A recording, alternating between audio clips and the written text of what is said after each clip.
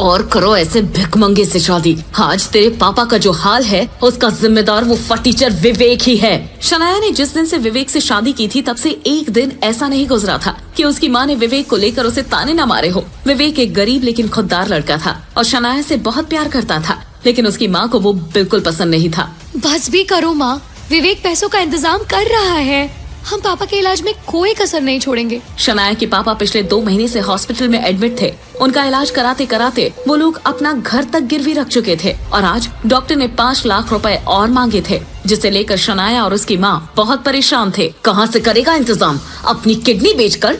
एक फूटी कौड़ी नहीं है जिस आदमी के पास, वो कहाँ से लाएगा 5 लाख रुपए? शनाया, अगर तुम चाहो तो मैं अभी के अभी हॉस्पिटल का ये बिल भर सकता हूँ, पर बदले में तुम्हें मेरी शर्त अच्छी तरह मालूम है।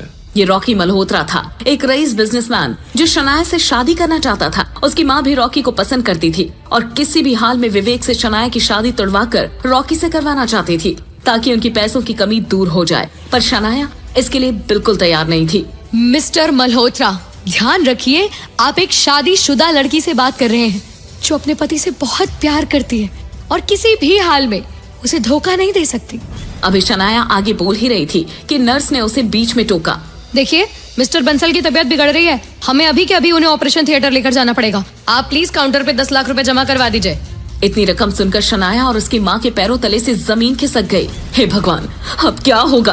अभी तो 5 लाख रुपए का इंतजाम भी नहीं हुआ और अब ये 10 लाख। शनाया, मेरी बात मान और रॉकी को हाँ कर दे। अपने पापा का हाल देख शनाया रॉकी से रिश्ते के लिए तैयार हो जाती है, जिसके बाद रॉकी तुरंत बिल भरने हॉस्पिटल के डायरेक्टर के पास जाता है। मिस्टर बंसल को तुरंत ऑपरेशन के लिए ले जाइए। मैं अभी 5 मिनट में आपकी एडवांस पेमेंट करवा रहा हूँ।